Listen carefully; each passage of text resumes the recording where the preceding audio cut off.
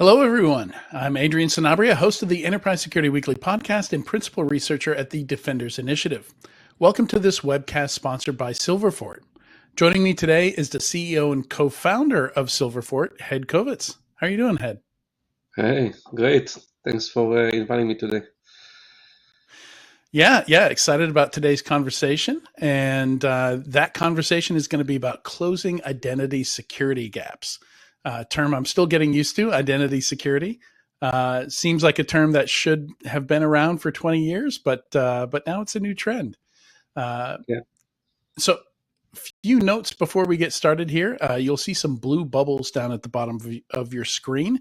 The first of those is a chat window. You can click that, pop up the chat window, say hello to the other attendees. The middle one there is a Q&A button. You can submit questions there. You can also ask questions in the chat. I'll be checking on that throughout the webcast, and I'll answer questions as you ask them. I find it's good to, if you do have a question, go ahead and ask it while we're talking, because it makes more sense to answer those questions in the context of the conversation rather than leaving them until the end. And I can't guarantee we'll have time for questions at the end. The other day we did a webcast and a ton of questions flooded in 2 minutes before the end, and there was just no way we could tackle them all. So ask your questions as they come to you. And finally, the next to last blue button down there is a handouts button, and you can click that and grab the identity security playbook. We've got a link to that there, and a PDF called Securing the Identity Attack Surface. You can download those or follow those links at any time during this webcast. And with that, Hed, let's jump into it. Great. So, first of all, identity is a lot. It's a big, broad topic to cover, right? And that's part of what we're going to try and tackle today. But yeah, let's just start with the latest threats. I think I doubt any of our attendees today would be surprised to hear identity is at the center of most breaches, most cyber incidents. Yeah. And but let's talk about that a little bit. Let's talk about what we're seeing now and what, if anything, has changed in the last decade or so. So you're very correct about identity being the kind of the target for attackers in the majority of data breaches. I think mostly because it's just the easiest target. If you can steal someone's credentials, which is, I think too easy. You can kind of just go into the front door. You don't need to overcome a lot of the other security controls and be too creative. You just, log in. And the threats are evolving, and I can talk about that. But I think many of them are actually the same as they were 10, 20 years ago. That's the sad part. I think that because we, as an industry, couldn't really protect against some of these old ways of attacking identity, attackers are just not, they have no reason to move to anything newer because some of the same old techniques work. So maybe before going into the exciting new stuff that are out there, I'll just mention that a lot of the same attacks that worked 10, 20 years ago, just stealing your Active Directory accounts by, taking advantage of all these legacy protocols like NTLM and LDAP and Kerberos and all the large variety of vulnerabilities that they offer is still the most common way that attackers spread in a network. I think that where there are more new threats, it has to do more with how attackers initially get those, right? So the way the attackers get one of the users or the employees to provide their credentials is evolving fast with the use of AI, deepfake, things like that. So Mm-hmm.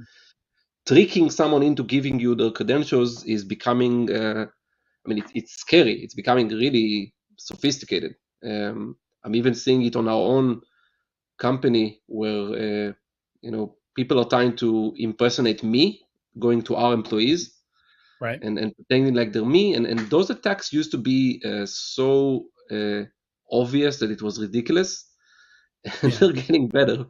And I worry that in the next couple of years they're going to get so good that it will really be hard to tell that you're not actually being approached by someone from your company. Obviously, with the use of AI and deepfake and just messages that seem much more real. So I think that the way to steal the identity initially is becoming concerningly more sophisticated. Once it's being stolen, spreading inside the network actually, there are some new things there, but the old techniques work really well. So Yeah. I think that that's still where the majority of attacks are happening. Yeah. Why would I use a quantum computer to break RSA encryption if I can just buy some credentials on a Yeah, black web market for $10? Right. exactly. Yeah, and some of these attacks, like sure, some of it's sophisticated, but some of it's not. Some of it's just really dumb. Like we'll Yeah, have these every couple of years. We'll have this hacker group comprised of teenagers that are literally just buying stolen creds off a market and getting into Electronic Arts and releasing the GTA 6 source code and just having fun with it, right? And it's and sure, if there's a specific person that you need to compromise, then they can get really sophisticated. Like if you've got to get that, that yeah. person controls the funds, or that person has to be the target. Then it seems attackers these days can get as sophisticated as they need to be. But I think the bad news is they're not often needing to get sophisticated for it to They really work. don't, because usually when you want to get into a network of a certain company, by the way, many attackers don't even necessarily care about breaching a specific company, but let's say that you do. Right. Still, there's such a variety of employees that you can try to take until one of them falls for it. And even if you need to get to someone specific, it's sometimes easier to take over the account of whoever will fall for it. And then once you have one of these accounts, moving laterally is much easier than coming in from the outside, right? So once I have someone's credentials, let's say someone from HR or someone from finance, I can then inside the network take advantage of all these old protocols, Active Directory, things like that, in order to simply move across the network until I get to to where I need to go. That's like way too easy. So I think the combination of the initial account takeover, which is, as you said, if you try enough users, one of them will fall for it. With the fact that once you're inside, spreading to all the other computers is very easy. Mhm. Together, they just mean that identities are way, the easiest way for attackers to target an organization. And I think that the fact that for the last few decades we haven't really been able to overcome these simple things um, is concerning, because think about how many solutions are out there, how many companies are spending so much money on all these solutions, multi-factor authentication and privilege access management, and now there's like a ton of new stuff, and still, at the end of the day, you get breached with these simple techniques. So I Yeah. think companies are becoming very frustrated with, why is it not solved yet? Yeah, and I recall when MFA came out, there was almost this kind of celebration in InfoSec that if we could just get MFA enabled everywhere, we'd be good, we'd be safe, right? And then we started seeing InfoStealer malware, which I think started out trying to steal crypto wallets, and then realized, hey, once we're on the host, we can steal a lot more than just wallets. We can steal OAuth keys, API tokens, Yeah, all kinds of other credentials, and now they grab everything. These info stealers, when they're on a host, they know exactly where to look, where to get things from, steal cookies, steal things from browsers, steal them from password databases and things like that. And yeah, all it takes is, maybe you think you've rolled out MFA everywhere, but there's one exception, or there's or service many. accounts, or there's, API keys, an OAuth key just bypasses MFA altogether. It's an already logged in session. So that's something amazing to me that looks like we're just starting to get the hang of, is like I shouldn't be able to just copy your files off your laptop and be logged in as you, right? Like there should be something tied to device, right? Yeah. I think that you're very right that multi-factor authentication, although it is a great idea, right? This is actually a very effective control. The fact is that it's Mhm. almost impossible to put it everywhere. And companies have been Yeah. trying that for years.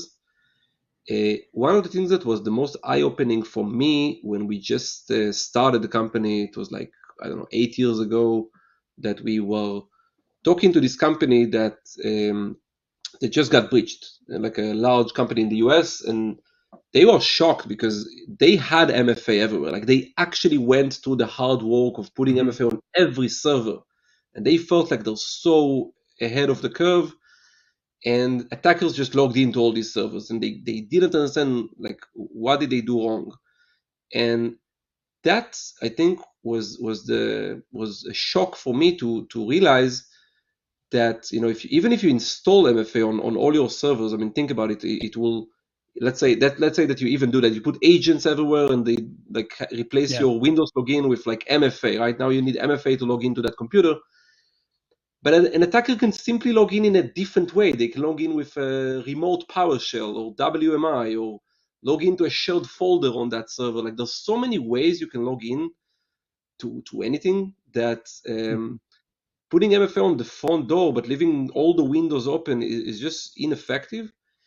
And I think that that's where I realized it's almost like a fake security control, because what's the point of only putting it on the one interface that, by the way, that attackers never use?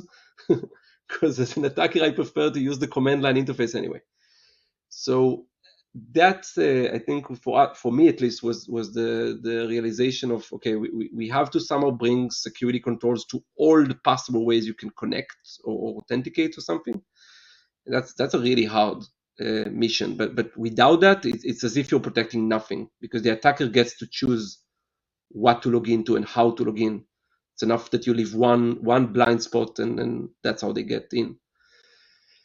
um, so yeah, it's really been like a journey of trying to solve all these blind spots, Yeah. And observability's been an issue too. It's we've watched dwell time decrease over the years, but not because we're getting better at spotting these attacks when they happen. Which is particularly tough when people are logging in, not hacking in, right? But because that's the model of ransomware. Like I've got to send you the ransom note so that you've been hacked, so that that you need to pay me. So dwell times drop because attackers will it, not because we're necessarily better at detecting here. So I want to talk a little bit about like if these threats haven't changed that much over the years, and when we look at ransomware, anybody who's heard me talk on a podcast or webcast has heard me say, most ransomware attacks look like a modest pen test, right? Like a typical pen Yeah. test, right? Like they're the same techniques that we've been practicing, uh, uh, that have been practiced on us, on our networks, on our systems for decades. Uh, why are we still so bad at detecting and stopping this stuff?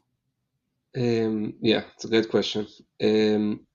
First of all, I think it's really hard. Like after like spending the last few years of my life trying to solve this problem, I think it's actually really hard because the attackers intentionally focus on the legacy protocols in many cases, right? Now we can also talk about the modern protocols, and they have issues too. But I think that where the biggest issues are usually the legacy, Active Directory, and legacy applications, legacy servers. And again, the attacker gets to choose where to log in, so they always can target the weakest link.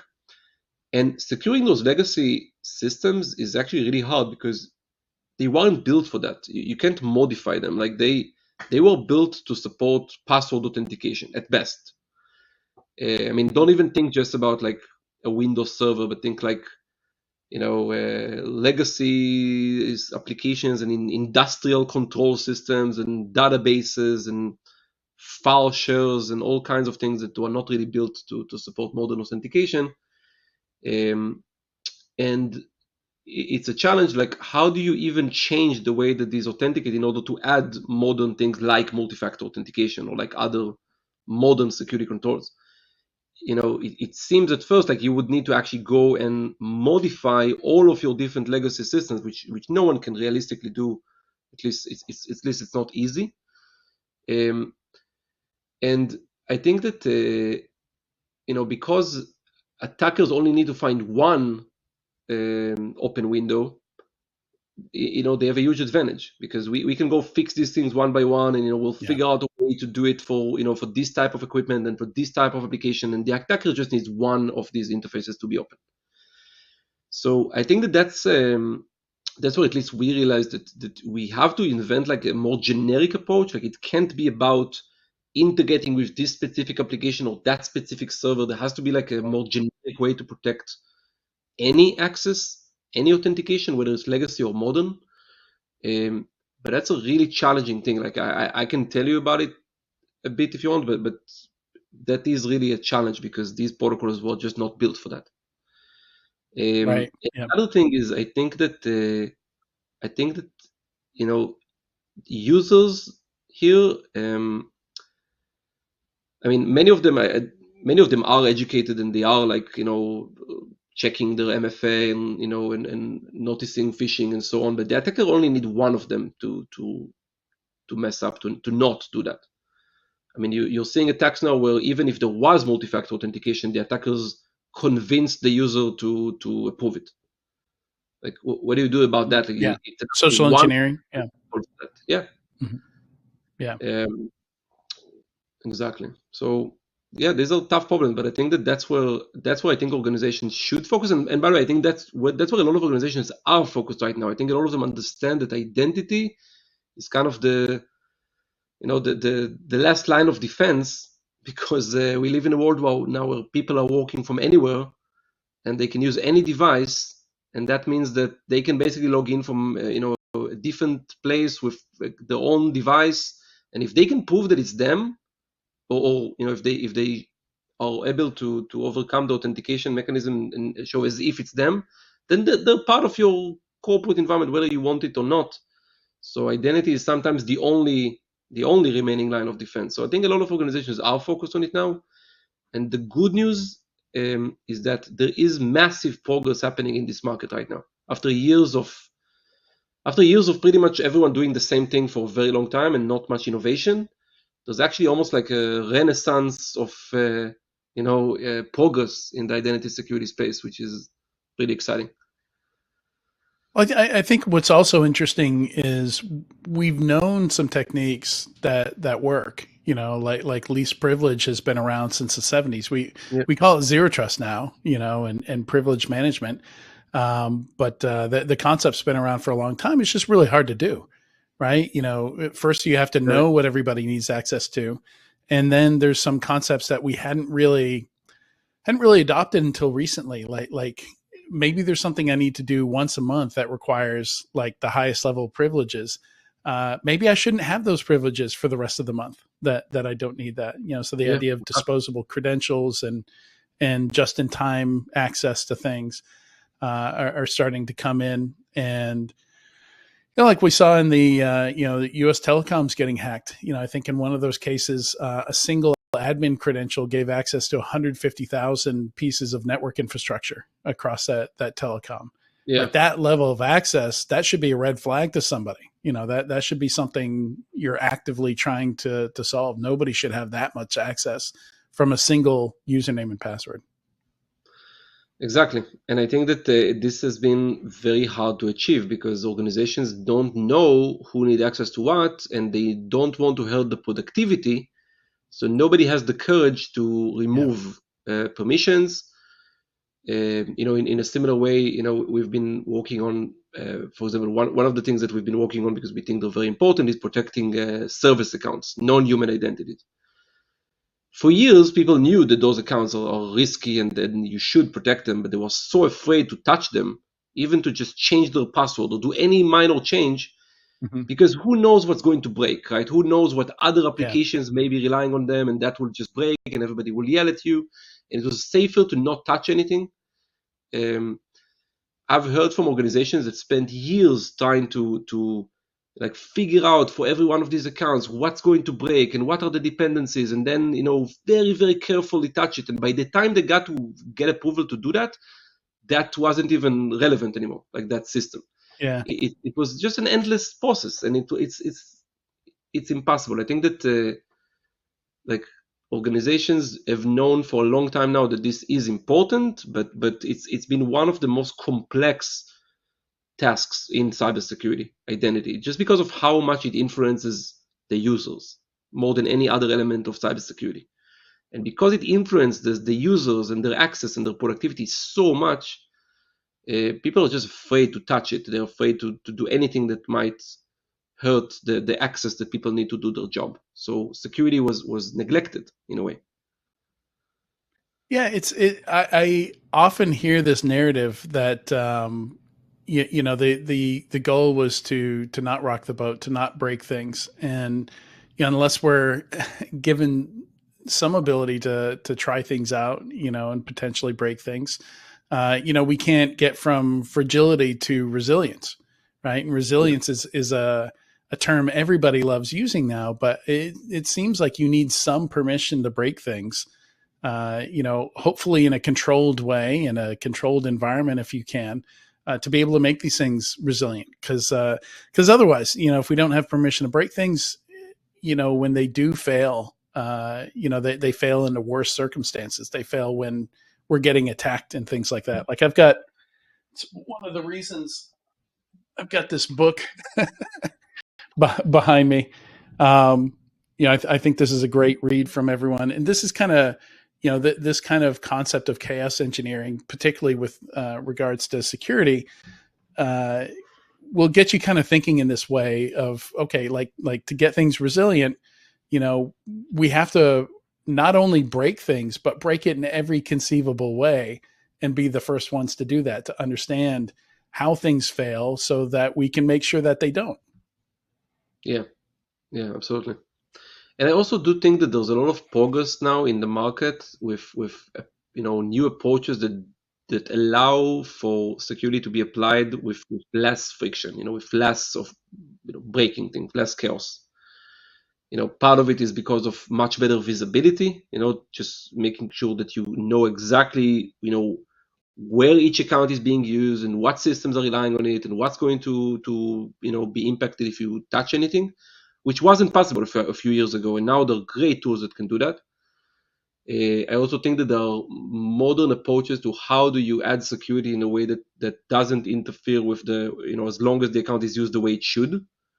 So, it's not just adding friction every time it's being used, but only when it's being used in a strange way. So there's a lot of new thinking that I think is the result of much more innovation coming to this space. And this is actually, I think, one of the exciting things. When we started this almost 10 years ago and started Silverfort, identity was not a good place to be in a startup.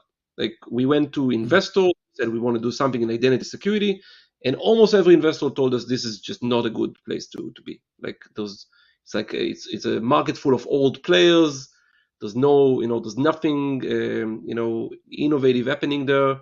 The problem is solved, at least the way they view it. And there was very little like innovation from like startups that were going there. Everyone was going for like cloud security and endpoint security and other things. Now look at the wave of innovation and startups and things that are happening in the identity space, because people realize that there's an opportunity, that the old approach has reached a dead end.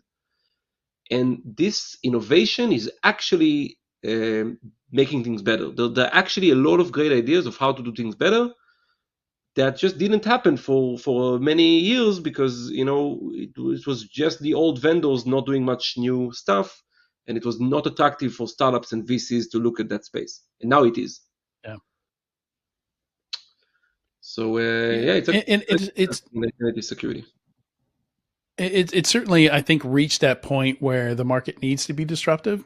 It is the largest category of security products by Yeah, far. Identity is, it's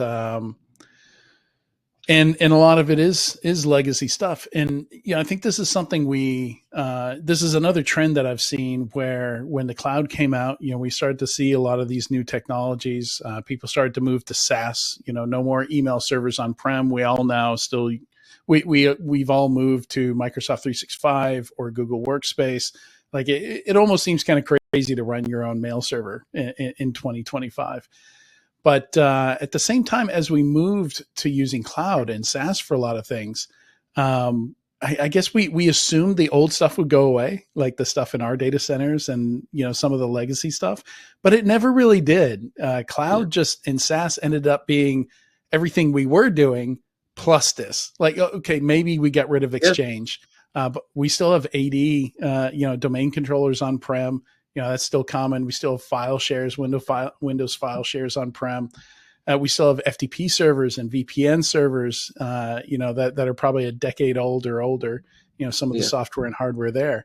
So you have all these companies out there that, sure, the new stuff, like when we interact with our applications in AWS, like everything's passkeys, it's all new, it's all shiny, but there's still some stuff in the background that's been neglected, right?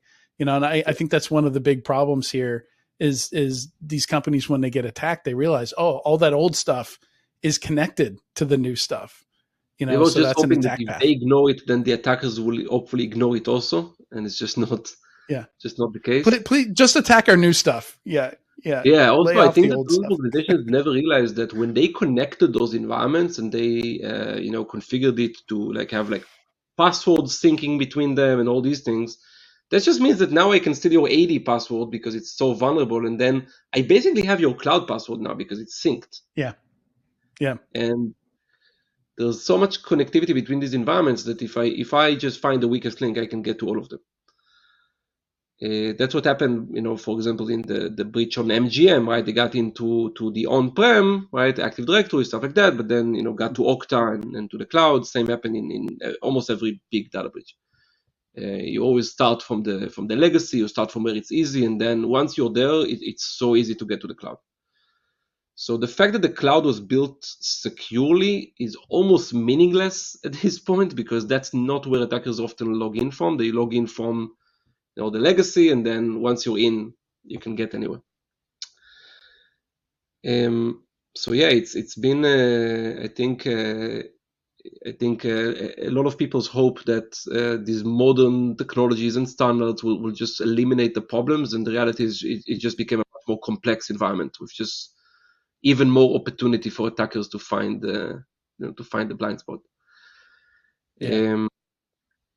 And we call it legacy as if it is slated to go away, but Active Directory just turned 25, and I don't think it's going anywhere. There's nothing to replace it. As penetrated 90% of the market, the 10% that it didn't penetrate are probably organizations that just aren't big enough to need it yet. Maybe they can get away with Jump Cloud or some other stuff that's out there, or just Okta by itself. I mean, all of these cloud alternatives, Okta, Entra, they're amazing, right? But they're only built for web applications. So, what if I have like a server or a database or an industrial system or anything that is not a web application? What do I do then? I need to also keep, Active Directory or something similar. So it seems almost like we need to be honest with ourselves and say, look, this stuff is not going away, so we're going to have to deal with it. I think that that's what I think companies are finally reaching that point, because I think that they hoped, for a few years now that it will just go away. Now they're really looking for a more holistic solution. They're not looking to solve, parts of this problem. They're looking to really achieve identity security across the board. And I think that that's the right way to look at it, because think about it. So we are now in a situation where we have these, silos of identity, right? We got Active Directory, we got Okta, Entra, AWS, all of these pieces of identity infrastructure that manage our identities. We have to secure them all together, because that's like, think about this as in analogy. Look at the endpoint security, right? You got also many types of laptops, right? And endpoints, Lenovo and HP and Dell and Apple. Can you imagine a world where we will secure each of them separately? Like if Lenovo had their own endpoint protection solution, it only worked on Lenovo computers. That's ridiculous, right? And that's how people tried for a while to solve identity security. It's like, for every one of these silos of identity, I'm just going to find, to have certain types of security controls, and I'll just hope that the attacker is not going to look at them all together. But I think that's where the market is finally maturing, and people are starting to look at identity security. And you asked before, what is it, right? And which I think is a great question. People are starting to view identity security as a thing, not as a feature of the identity management infrastructure, because you might have many solutions of identity management in different environments. But they start to look at identity security as the layer on top that needs to secure all these things. Just like endpoint security needs to secure all the endpoints, like cloud security needs to secure all the clouds, right? It can't be just for one cloud. So identity security is a late bloomer, but it's finally getting to that point where people are thinking about it like that. And it's a good point you raised, because most of the large organizations I know still have multiple device management solutions for mobile, for Mac, for Windows. But like it's very difficult to just use Intune for everything. Like Intune is still missing a lot of features that you might get with a Kanji or a Jamf or something like that, right? So you still see a lot of people having to buy multiple MDMs just because. Right? Yeah. Because attackers look at the overall attack surface. Attackers are not looking at this as separate thing. Yeah. So, So, it seems, I was just going to mention a friend of mine who's a founder is also kind of going after this space from an automation standpoint. Like there's a lot of SOAR vendors and things like that out there. But step one is get an API key. What if there is no API key, right? What if it's just a Windows application? So he's actually built a Windows agent, and it's like an RPA, robotic process automation type startup. And it sounds like something somebody would have built 20, 25 years ago, but he's screen scraping and like positioning mouse cursor and, injecting keystrokes. Because that's still needed today. Like there's still a lot of applications that are going to require that if you want to automate something, so, and the reason I bring all this up is because you do cover the new and old, and that's something I want to talk about here. Yeah, we actually started from the old, from the legacy identities, because we feel that that's the big gap, and that was the harder problem too, right? Really crazy choice, I have to say. Like I don't think we fully understood how much that was could have been a very stupid decision early on, but ended up being actually a really good strategy, because we just saw everybody going to protect the stuff that was easy, right? The cloud, the modern applications. But that wasn't the gap. We came from a background of cybersecurity, but also cyber offense. So we kind of knew that's not where attackers are targeting, with all due respect. So maybe that's what investors want to hear. VCs want to hear that you're focusing on the cloud side. But the more we talked to actual practitioners, it was clear that where the real blind spot is the legacy, is Active Directory, LDAP applications, command line tools, databases, file shares, things like that. Integrated lights out. Yeah. Right. If you've been on offense, you've seen a lot of those devices, right? We are seeing, I can tell you, we can do a whole episode of some of the weird things we're seeing in some networks that you would not believe still exist, really. Like, I don't think that would be a fun episode. Yeah. Yeah, no, things that are like crazy that are still there.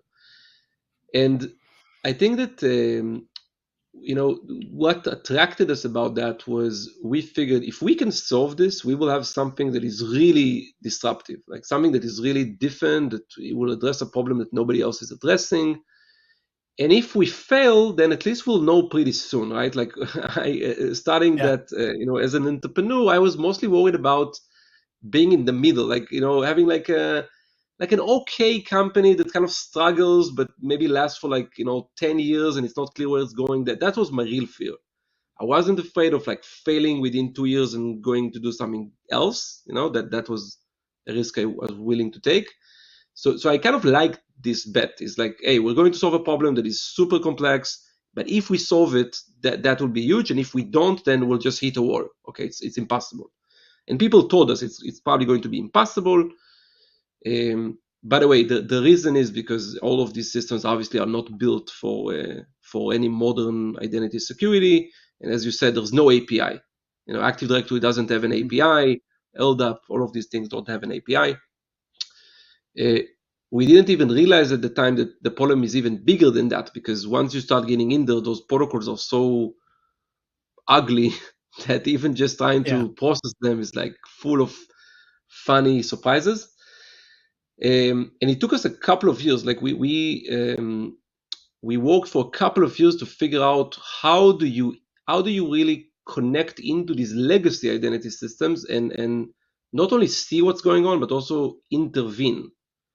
That was really like the thing we were trying to figure out, because we didn't just want to give you visibility to these legacy things. That is somehow possible. Like you can read the logs from AD, you can do all kinds of things. We wanted to be able to actually make the authentication stronger and be able to intervene. So to do that, we had to be kind of in line, right? We needed to actually intervene in the authentications. And that took a lot of work and a lot of like understanding of like the low level kind of way that these protocols and the Active Directory works, and how does it handle like encryption, like a lot of things that we had to figure out. But eventually we were able to make it work, to create a solution that connects to any one of these identity systems, Active Directory or ADFS or LDAP or Radius or obviously the cloud ones, and see everything, but also is able to intervene to basically influence the decision of the identity provider, to block a certain authentication or to hold a certain authentication or to do something to it. Right. Enforcement. Yeah. Exactly. And that's created the opportunity to do so many things. Because once you can do that, you can think about adding MFA to Active Directory authentications. Because if I can hold an authentication while it's happening, then I can call some kind of API of your MFA, your Microsoft Authenticator, your FIDO token, whatever. And once I get the response, I can release that authentication. I can allow that legacy authentication to continue. So that's just one example of what you can do, right? But there's many things you can do once you can actually intervene in the legacy authentications. So that was the idea. And I think that once we figured that out, it was easier to move into the cloud versus like we had other startups that were near us at that time that went the opposite direction. They started from the cloud. They hope to maybe at some point revisit, the legacy. That's really hard to do. I mean, to do that when you already have the pressure of like, you're already running a company, you need to deliver results, and now, let's go spend 3 years researching Active Directory. It's just not going to happen. Starting from the hard part first was actually, turned out to be a good strategy. Could have been a huge failure, just as well.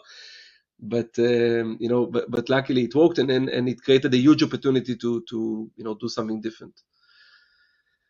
And it's great you found investors that would back you doing that as well, because that's like I can imagine, having looked at a lot of PCAPs, how convoluted and complex a lot of these protocols get, because they're not, no APIs. These are protocols, and you have to dissect these protocols. And SMB v1 looks very different than SMB v3.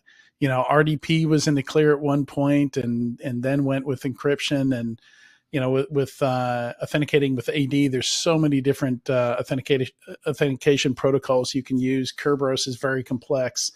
I can't imagine the library of documentation you have, as you went through and tackled all that stuff. Yeah, no, it's been really. First of all, it's been fun, like for like people who like to research hard problems. Like it's actually been fun, but finding investors that would take a bet on it was really hard. And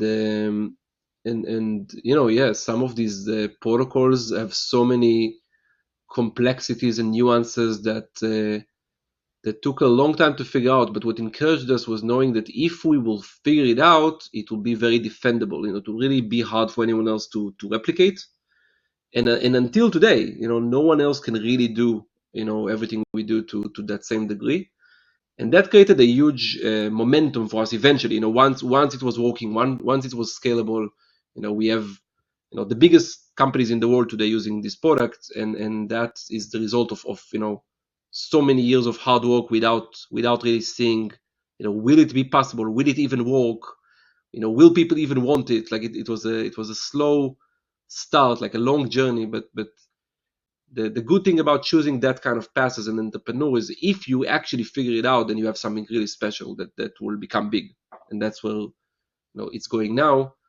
But it is you need to understand what that journey means, because there are much quicker options of like going after something that is already hot, already clear, like you just go and compete with a couple of other startups on something that is already very proven and hot. We took a path that was both long from a technology standpoint and also was very unclear. Is it even attractive? Handling, dealing with these old things. Will it even be interesting? But we really believed in that. Like we believe that is like the biggest gap of identity security. Now that it's it's like 10 years later, and the platform is much bigger. Obviously, we cover all the cloud elements and non-human identities and privileged access and ITDR and all the different things. Now we're really looking at identity security as one problem that you have to solve, and we believe that you cannot solve it with protecting only the legacy or only the cloud or only the privileged users or only the non-human identities. Like you really need to look at it as one problem, because that's how attackers look at it. They don't look at these pieces one by one. And obviously it takes time, to build that. And, we are now at the point where we're big enough to even do that. Some of it is even through acquisitions. We've acquired a company recently that was more focused on the cloud side. So, it takes time to get to that point, but I think that's what the market is finally getting to, where companies like us are getting to a point where they're big enough and mature enough to really go for that end-to-end vision of identity security that is really everywhere. And I think that's the way that I believe will eventually truly solve this problem. I mean, it will always be a moving target, obviously, but at least all these deep problems that have been there for years and nobody could figure out, how do you secure these command line tools? How do you secure these service accounts? How do you secure these legacy protocols like SMB or NTLM? I think these problems are now finally addressed, and that allows us to actually, as an industry, that allows us to actually focus on the problems that are coming, and the big ones coming, right? With AI, with a lot of other things that are changing the threat landscape. But finally, we can put the old ones behind us and not have those to look, above our shoulder for like the old stuff coming to bite us. And that's important. That's something that I'm really, I'm very happy about, that we were able to create that impact and this progress.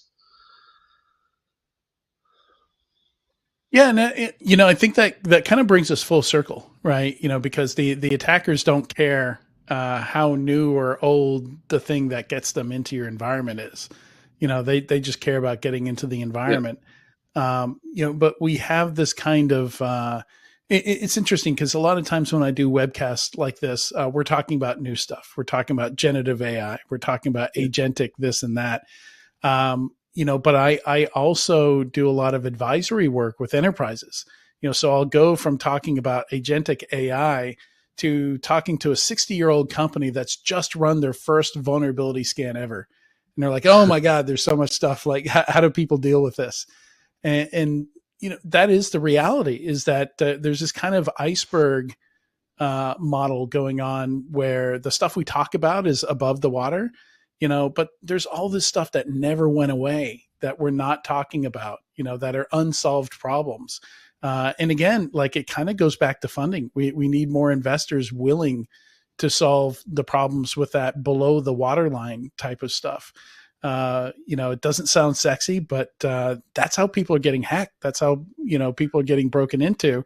It's not a lack of AI that stopped the attackers. It's the fact that you still have that, 15-year-old VPN, or FTP server sitting out exposed to the public internet, right? And it just has basic generic accounts that everybody uses. There's no MFA, there's Exactly. vulnerabilities on it.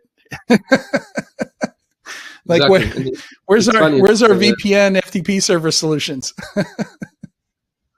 People want to forget about these things and pretend like they're not there until they get hacked, right? So it's funny because the first slide in our presentation is actually with that iceberg. So you really nailed it. It isn't okay.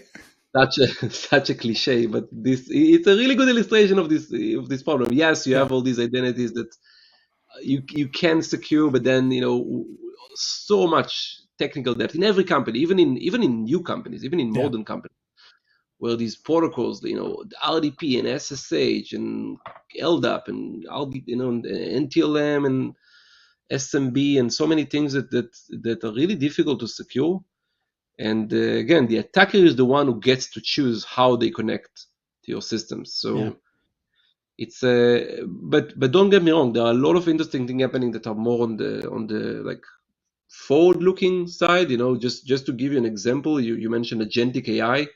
Think about the identity element of that, because AI agents, they need some kind of credentials or keys or identities in order to connect to other things, right? They need to use these tools, right? These other applications, and those are sensitive applications. Sometimes they may need to log into your email server or your CRM in order to do the work, and those are, I mean, you can think about them as like non-human identities, but they're really like a new animal. It's not like the old non-human identities.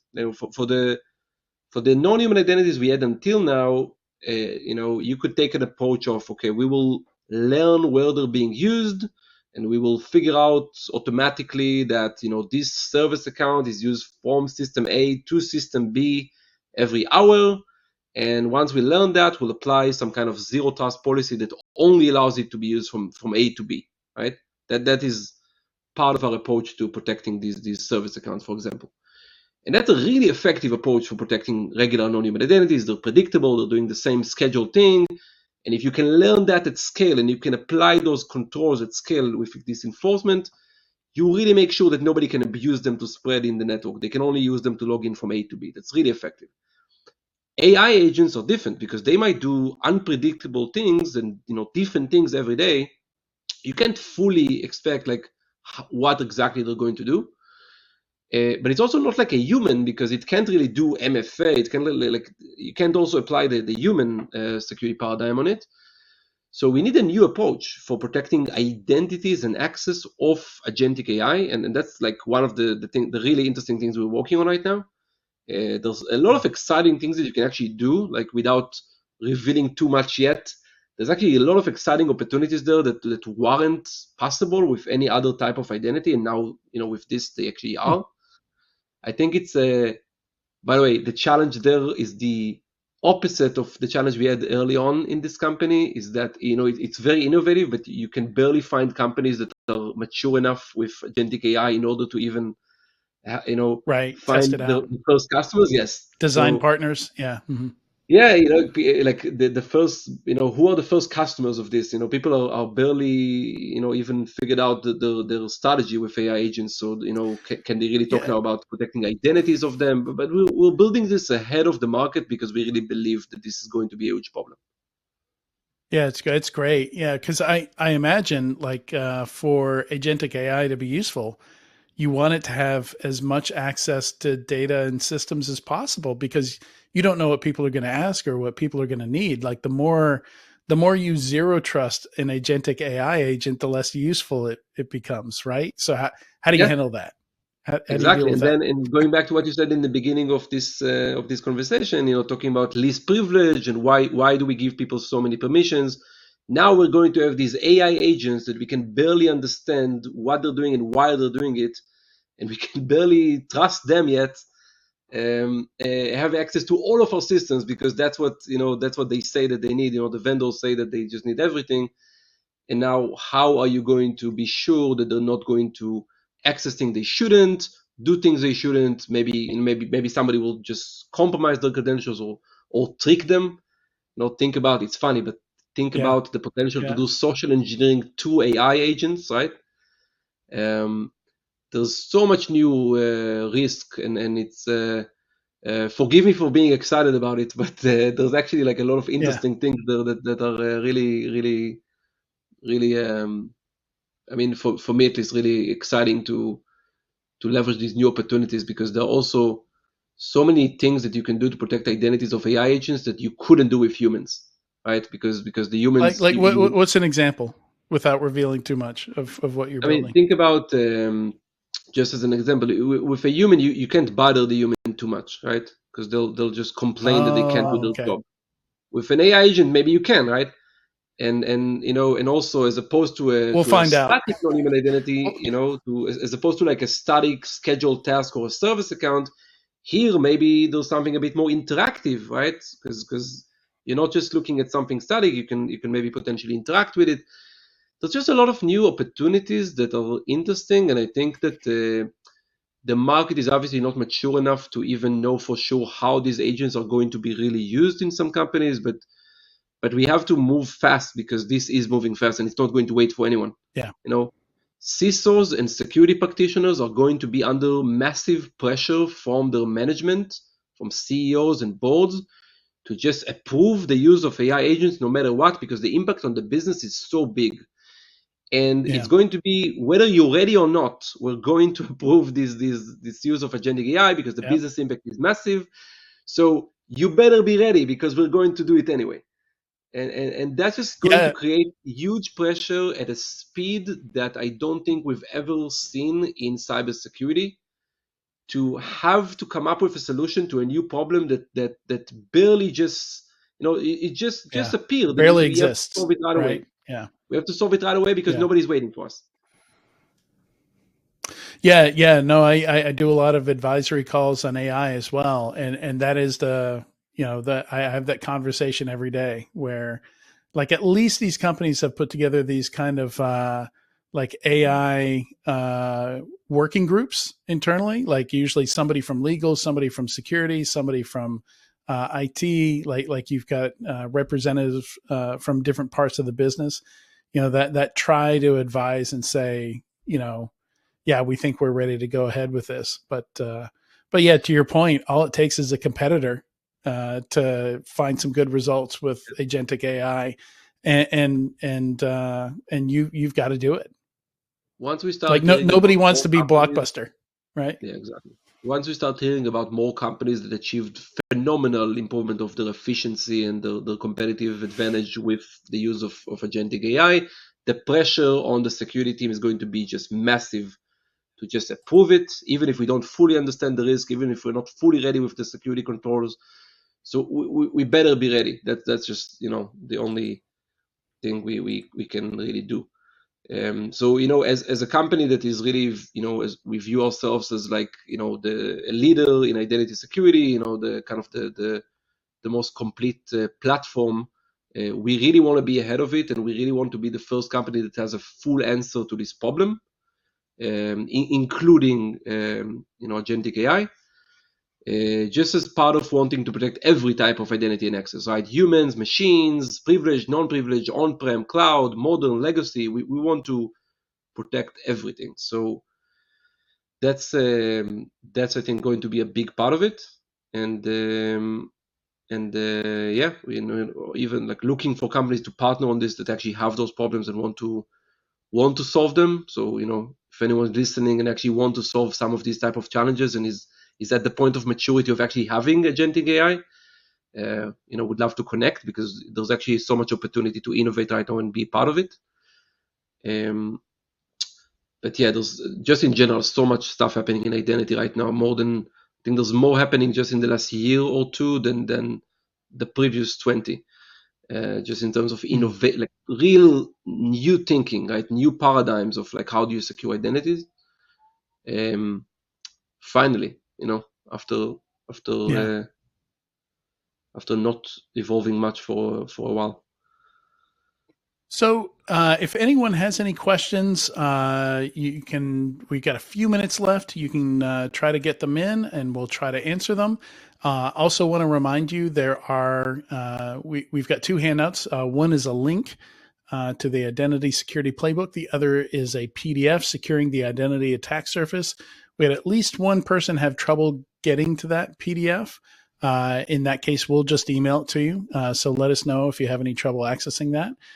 And yeah, I'll keep an eye, see if any questions come in, Hed. But maybe as we wrap here, do you have any examples of breaches that your products were able to stop? I think it might be fun to end on some stories. Yeah. Yeah. So I mean, there are a lot of interesting ones, especially recently. There was one. I mean, actually, several months back, but I think it was a very interesting one where we were called in when a breach was already happening, which is not the standard situation for us. But one of the advantages of our product, we actually deploy it really fast. That's one of the advantages of this technology. I mean, identity products are famously slow and complex to implement, right? So the fact that our technology doesn't actually change your servers and applications, and there's no agents or proxies, we just connect to your directory, to your IAM infrastructure, and just apply the security, on top of it. So deployment can take even hours sometimes. So sometimes we get called in when there's a breach already happening, and that was the case of a pretty large insurance company, Fortune 100. That was under attack. It was a scattered spider that attacked them. So kind of their technique is they often start from like social engineering, and they get someone to let them in. And in this case, that already happened, and they were in the network. So they were in the network, compromised a few accounts. There was a PAM solution in place, but I can talk a lot about PAM solutions and how effective they are, but because you can actually use the credentials outside of the PAM, then the attackers were able to find credentials that people just use, checked out and use outside of the PAM. So they actually got to a point where they have a domain admin account. Now, during that same time, we were like deploying the product, took like a few hours, and we did it like obviously with no I mean, it happens faster even in a large company where there's no one is stopping you to test or to do anything. So you just there you go, just get it deployed. And we were able to then identify the accounts that were compromised because they were just they were trying to do a lot of they were trying to move laterally. And by the way, anyone who's seen lateral movement, like real like ransomware being spread in the data, in the authentication data, that is you can recognize that looks very different from regular user behavior. Like the ransomware is basically trying to spread with legacy protocols to many servers. We identify that and we actually block those authentications. And we were able to contain that attack to just the first few devices. Started applying MFA on every kind of admin login. Completely blocked NTLM authentications between workstations because that's how they were trying to spread. And the end result was we were actually able to completely prevent that company from suffering any damage. So there were the couple of initial devices that got infected, but they couldn't spread ransomware. They could not move laterally. So that is according to Mendiant that came in at some point. That was actually the only case they have seen of somebody already having scattered spider inside the network with a domain admin account, not being able to spread ransomware. So that was like a real big win for us. There were a couple of others, like even nation state attacks and stuff like that. But I know we're out of time. So if anyone wants to hear more stories, feel free to connect. That at the end of the day, these type of stories is what we do this for. So it's exciting when we get to help companies like this. Yeah, it's a great story. Thanks for sharing that. And a big thanks to our sponsor, Silverfort, for making today's webcast possible. And thanks again, Hed. This was a lot of fun, this conversation. Thank you. Thank you for having me here. And thanks everyone for joining and listening. Appreciate it. Have a great rest of the day. Yeah, you said it best. Thanks to everybody listening. We'll see you next time.